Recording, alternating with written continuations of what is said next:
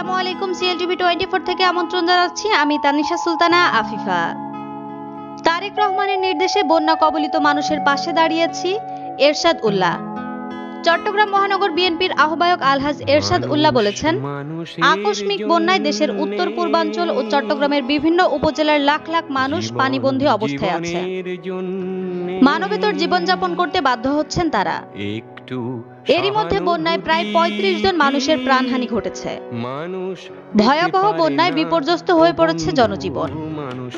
এই অবস্থায় জনগণের দল হিসেবে বিএনপির ভারপ্রাপ্ত চেয়ারম্যান তারেক রহমানের নির্দেশে আমরা বন্যা কবলিত মানুষের পাশে দাঁড়িয়েছি।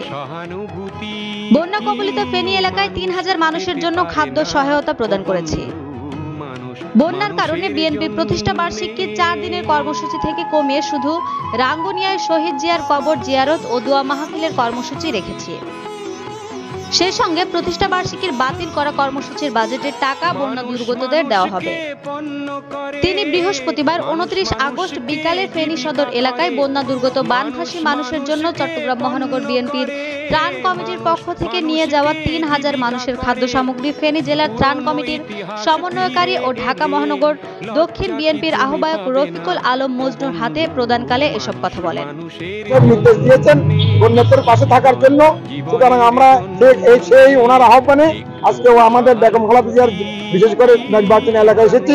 আমরা চাই এখানে বিএনপি পরিবারের পক্ষ থেকে আমাদের ভাইরা যেন এখানে বন্যা দুর্গত তারা ক্ষতিগ্রস্ত হলো, আমরা যেন তাদের পাশে দাঁড়িয়ে তাদেরকে সাহায্য করে তারা আগের মতো জীবনযাত্রা ফিরে আসতে পারে, সেটাই আমরা কামনা করছি। পুনর্বাসন করার জন্য পরবর্তীতে পদক্ষেপ নিয়েছি। আমরা পুনর্বাসন মানুষ যখন ঘর বাড়ি নষ্ট হয়ে গিয়েছে, ওরা যখন এগুলো মেরামত করার জন্য যাবে তখন আমরা তাদেরকে আর্থিকভাবে সহায়তা করবো। এটা আমাদের একটা পরিকল্পনা আছে এবং আমরা সেইভাবেই ব্যবস্থা নিচ্ছি। চট্টগ্রাম থেকে একটা বিশাল বহর নিয়ে আমাদের এই ফেনীবাসীর জন্য আমরা এসেছি। এই ফেনীবাসীর দুর্যোগের সময়ে, অত্যন্ত কষ্টের দিনে দুঃসময়ে আমরা তাদের পাশে দাঁড়িয়েছি। আজকে অনেক খাদ্য সামগ্রী নিয়ে আমরা চট্টগ্রাম মহানগর থেকে একটা বিশাল বহর নিয়ে এসেছি। আগামীতে ইনশাআল্লাহ আমরা আরো নগদ অর্থ নিয়ে এবং তাদের পুনর্বাসনের জন্য আমরা সর্বাত্মক সচেষ্ট থাকবো, ইনশাআল্লাহ সহযোগিতা করবো। 1.5 লক্ষ পরিবার আমরা পর্যায়ক্রমে ইনশাআল্লাহ সবার পাশে আমরা দাঁড়াবো। চট্টগ্রাম মহানগর বিএনপি, তারা বিএনপি পরিবার, জিয়া পরিবারের লোক, তারা আজকে ফেনীবাসী দুর্যোগে তারা আমাদের পাশে দাঁড়িয়েছেন। আমাদের প্রিয় নেত্রী দেশনেত্রী বেগম খালেদা জিয়ার যে নির্বাচনী আসন ফেনী একের জন্য তারা কিছু খাদ্য সামগ্রী আমাদেরকে দিয়েছেন। আমরা এটা আমাদের মাধ্যমে আমরা ওনার ত্রাণগুলা আমরা বিতরণ করব। আসলে মানুষ তো মানুষের জন্য, আর বিএনপি সাহেব জনগণের রাজনীতি করে। তা আমরা আজকে ফেনী আমাদের যে ভাই জনগণরা রয়েছে, ভাই বোনরা রয়েছে, আজকে তারা অনেক কষ্টের মধ্যে আছে। এই বন্যা অবস্থায় তাদের যে দুর্দশা আজকে কৃত্রিমভাবে এখানে সৃষ্টি করা হয়েছে একটি পার্শ্ববর্তী দেশ থেকে।